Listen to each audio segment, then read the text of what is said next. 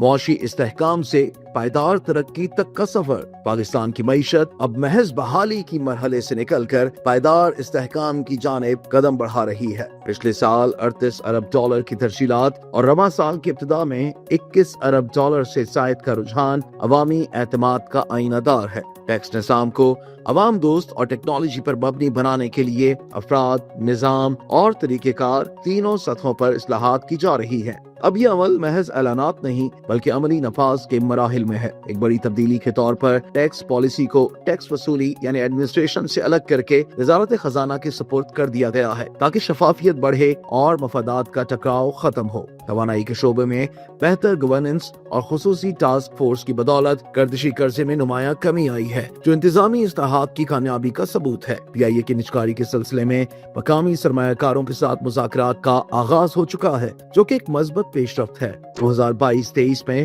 قرضوں کی ادائیگی سب سے بڑا چیلنج تھا، مگر اب بہتر مینجمنٹ کے ذریعے گزشتہ مالی سال میں 850 ارب ڈالر کی تاریخی بچت ممکن ہوئی ہے۔ گزشتہ 18 ماہ میں گوگل، سیمسنگ، ابوظہبی پورٹس اور ارامکو جیسے بڑے ناموں کی پاکستان آمد اور نیسلے جیسے اداروں کا قیام عالمی سرمایہ کاروں کے اعتماد کی عملی مثال ہے۔ پاکستان میں تقریباً 4 کروڑ افراد کرپٹو سے وابستہ ہیں، جو اربوں ڈالر کی تجارت کر رہے ہیں۔ حکومت اس شعبے کو روکنے کے بجائے ریگولیٹ کرنے کا ارادہ رکھتی ہے۔ پاکستان فری لانسنگ میں دنیا کے ٹاپ 3 ممالک میں شامل ہے۔ لاہور میں بلاک چین ایکو سسٹم کے ذریعے نوجوانوں کو کوڈنگ کی تربیت دی جا رہی ہے۔ پاکستان کو ایک مستحکم اور عالمی سطح پر مسابقتی ملک بننے کے لیے اپنی معیشت کو 3 ٹریلین ڈالر تک لے جانا ہوگا، جس کے لیے محض سطحی اقدامات نہیں بلکہ گہری ڈھانچہ جاتی تبدیلیاں درکار ہیں۔ دوسرا سنگین مسئلہ آبادی میں تیز رفتار اضافہ ہے، جہاں 2.5% کی موجودہ شرح پیدائش وسائل پر شدید دباؤ ڈال رہی ہے